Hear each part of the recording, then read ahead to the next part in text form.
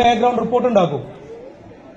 Social background report പറഞ്ഞ FIR ഇടും. എനിക്കൊരു കുറ്റകൃത്യം നടന്നാൽ എഫ്ഐആർ ഇടും. പക്ഷെ 18 വയസ്സിന് താഴെയുള്ള കുട്ടികളാണ് കുറ്റകൃത്യം ചെയ്യണമെങ്കിൽ എഫ്ഐആറിന് തത്തുല്യമായി, നിങ്ങൾക്ക് പറഞ്ഞാൽ എനിക്കറിയുന്നറിയാം, എഫ്ഐആറിന് തുല്യമായ സോഷ്യൽ ബാക്ക്ഗ്രൗണ്ട് റിപ്പോർട്ട് ഇടും. അങ്ങനെ ഇടുന്ന കുട്ടികളെ ഐഡന്റിഫൈ ചെയ്ത് അവരെ സ്റ്റേഷനിലേക്ക് വിളിച്ചു വരുത്തി അവരുടെ അച്ഛനമ്മമാരെ കൊണ്ട് ജെ ബോർഡ് എന്ന് പറഞ്ഞ ബോർഡുണ്ട്. കുട്ടി കുറ്റവാളികളെ കൊണ്ടുപോയി എത്തിക്കുന്ന ബോർഡാണ് ജെ ബോർഡ്. ജെ ബോർഡിന് മുന്നിൽ കൊണ്ടുപോകും. ജെ ബോർഡിന് മുന്നിൽ കൊണ്ടുപോകുന്ന കുട്ടികൾ അവിടുന്ന് ചിൽഡ്രൻ ഹോമിലേക്ക് മാറ്റപ്പെടും. പിന്നെ നിങ്ങൾക്ക് കുറ്റകൃത്യങ്ങളുടെ ലോകത്ത് വിരാജിക്കാം, തമ്പുരാക്കന്മാരായിട്ട് വിരാജിക്കാം. പഠനത്തിന്റെ ലോകത്തല്ല, അറിവിന്റെ ലോകത്തല്ല. തെരുവിൽ കിടന്ന് മൽപ്പിടുത്തം നടന്ന് തെണ്ടിത്തരം കാണിക്കുന്നവര് ക്രിമിനൽസാണ്. അതിൽ യാതൊരു സ്കോപ്പിംഗും ഇല്ല. എന്റെ ഭാഷയിൽ ക്രിമിനൽസാണ്, പക്ക ക്രിമിനൽസാണ്. അത് വിദ്യാർത്ഥികളായാലും കൊള്ളാം, വലിയവരായാലും കൊള്ളാം, ക്രിമിനൽസ് തന്നെയാണ്. നിങ്ങൾക്ക് ചിരിയുണ്ടല്ലോടാ, ചിരി വരുന്നുണ്ടല്ലേ? ഞാൻ ചിരിക്കാനുള്ള കാര്യമാണ് ഇവിടെ പറയണത്. നാളെ ഒരു സോഷ്യൽ ബാക്ക്ഗ്രൗണ്ട് റിപ്പോർട്ട് ഉണ്ടാക്കി ഞാൻ അയച്ച് അതിന് പേര് വന്നു കഴിഞ്ഞാൽ നിനക്കൊന്നും ഒരു പാസ്പോർട്ട് കിട്ടില്ല. അത് ഉറപ്പിച്ചോ. ഒരു പുറത്തേക്ക് പോകാൻ കിട്ടില്ല, ഒരു പാസ്പോർട്ട് കിട്ടില്ല.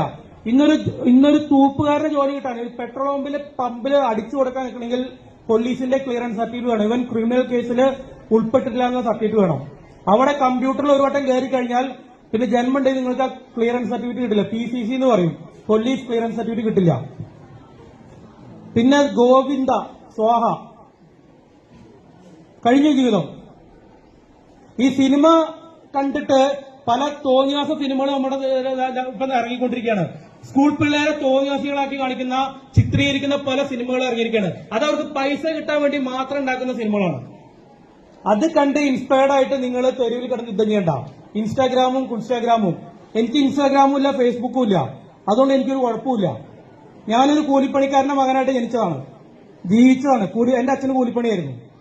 ആ കൂലിപ്പണിക്കാരന്റെ മകനായിട്ട് ജീവിച്ച് ഞാൻ 10ാം ക്ലാസ് കഴിഞ്ഞ്, പ്രീ കഴിഞ്ഞ്, ഡിഗ്രി കഴിഞ്ഞ്, PG കഴിഞ്ഞ് ഈ ഒരു പോസ്റ്റിലേക്ക് എത്തണമെങ്കിൽ അത് നിങ്ങളെപ്പോലെ തെരുവിൽ യുദ്ധം നടത്തിയിട്ടല്ല, തെരുവിൽ തമ്മി തല്ലിയിട്ടല്ല, തെരുവിൽ തമ്മി തല്ലിയിട്ടുമല്ല, അടിപിടി ഉണ്ടാക്കിയിട്ടുമല്ല. അതുകൊണ്ട് നിങ്ങളെപ്പോലെയുള്ള തെരുവിൽ ഇതിലെല്ലാവരും ചെയ്തു എന്നല്ല ഞാൻ പറഞ്ഞത്. എല്ലാവരും ഞാൻ അടച്ചാക്ഷേപിക്കുന്നില്ല. ഇതിൽ കുറെ വിഷവിത്തുക്കളുണ്ട്, കുറെ വിഷങ്ങളുണ്ട്. ഒരു കുടം വെള്ളം എടുത്തു കഴിഞ്ഞാൽ ഒരു തുള്ളി വിഷം മതി ആ മൊത്തം ആ വെള്ളം നശിപ്പിക്കാനായിട്ട്. അങ്ങനെ എല്ലാത്തിനും കുറെ വിഷങ്ങളുണ്ട്. പുഴുക്കുത്തുകൾ എന്ന് പറയും. ആ പുഴുക്കുത്തുകൾ എന്ത് ചെയ്യും?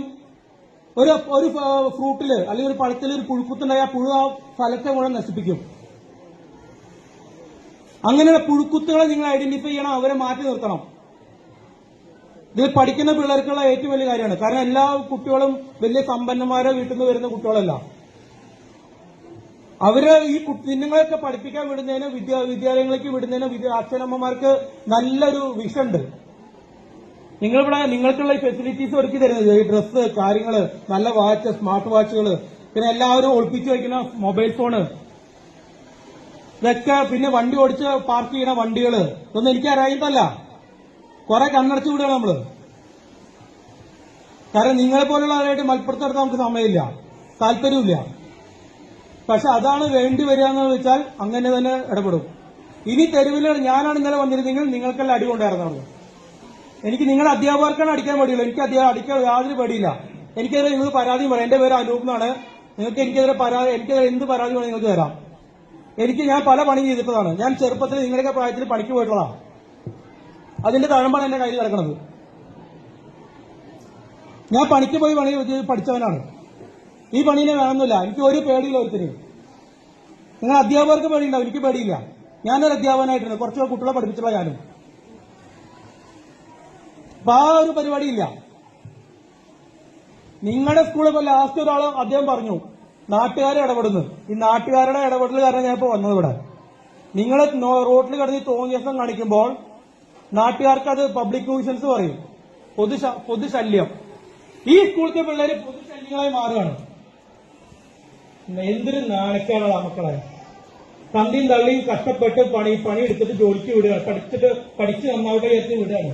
തെരുവിൽ കിടന്ന് പട്ടികളെ പോലെ തല്ലിട്ടാക്കാണ്. തന്തേനെ തള്ളേനെ പറയിപ്പിക്കണത്. അത് മനസ്സിലാക്കി നാട്ടുകാർ, ഞാനല്ല പറയണത്, നാട്ടുകാര്